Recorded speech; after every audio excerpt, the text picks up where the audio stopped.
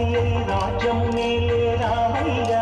తండ్రి మాటకై పదవిని బదలి పదవులకేగెనయా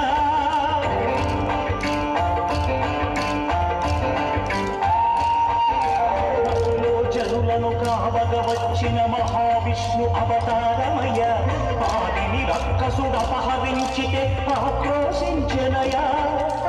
అసురుని చూచి అమ్మను తెచ్చి అగ్ని